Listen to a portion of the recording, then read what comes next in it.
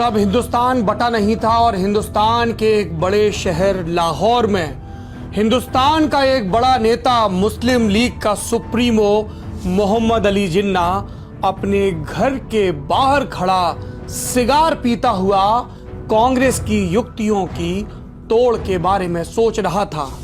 उसका सोचना रुक गया। उसको जोर का दर्द हुआ। नहीं, जिन्ना बीमार नहीं था।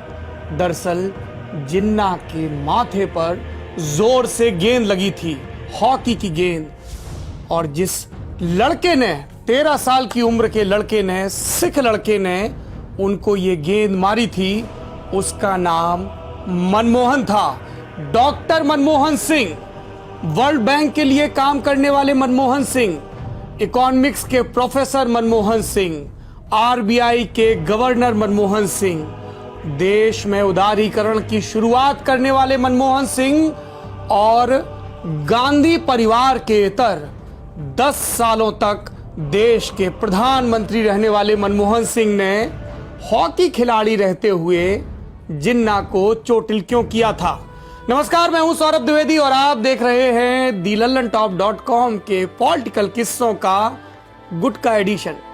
जिनको लगता है कि गुटका सिर्फ केसर युक्त होता है और उसको खाकर दीवारों पर पिकासो की तरह पेंटिंग की जा सकती है, उनकी जानकारी के लिए बता दूं, जब किसी बड़ी किताब का छोटा एडिशन, पॉकेट एडिशन आता है तो उसको भी गुटका संस्करण कहते हैं। रामचरितमानस के संदर्भ में ये बात बार बार कही जाती है, मानस की छोटी प्रति के लिए। तो ये पॉलिटिकल किस्सों का गुटका एडिशन क्यों है? क्योंकि बीते दिन बेंगलुरु में कांग्रेस के लिए प्रचार करते हुए डॉक्टर मनमोहन सिंह ने खुद जिन्ना से जुड़ा ये किस्सा सुनाया। छोटा सा किस्सा जो मजे के अंदाज में बताया गया। बकौल मनमोहन सिंह, मेरा परिवार विभाजन के पहले अब जो पाकिस्तान के हिस्से में पंजाब है उसमें रहा करता था। मैं लाहौर में जूनियर कॉलेज की पढ़ाई कर रहा था। 13 बरस मेरी उम्र थी। साल 1945 का था। कॉलेज के ग्राउंड में हम लोग हॉकी खेल रहे थे। मैंने गोल पोस्ट की तरफ एम करते हुए जोर से हिट लिया, लेकिन हिट सही दिशा में नहीं गया। वो उड़ता हुआ गया और मैदान के बगल में जिन्ना का बंगला था, जहां पर वो बरामदे में खड़े हुए थे और सीधा उनके माथे पर जाकर लगा। पत्रकारों ने कहा, ओह, तो फिर जिन्ना पर हमला करने वाले नरेंद्र मोदी या जवाहरलाल नेहरू, उनके भी पुरखों के पुरखे, पहले प्रधानमंत्री, इकलौते व्यक्ति नहीं हैं। आपने भी जिन्ना पर हमला किया है और आज़ादी मिलने से 2 बरस पहले किया है। मनमोहन सिंह अपनी चिरपरिचित मुस्कान के साथ शांत हो गए।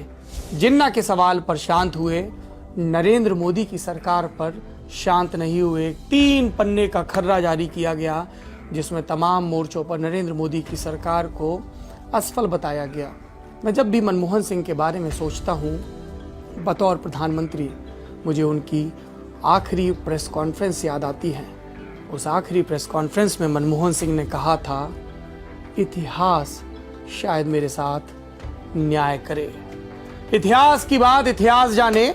वर्तमान में खड़े होकर भूतकाल की कहानियां आपको यूं ही पॉलिटिकल किस्सों के जरिए सुनाता रहेगा आपका अपना thelallanTop.com। शुक्रिया।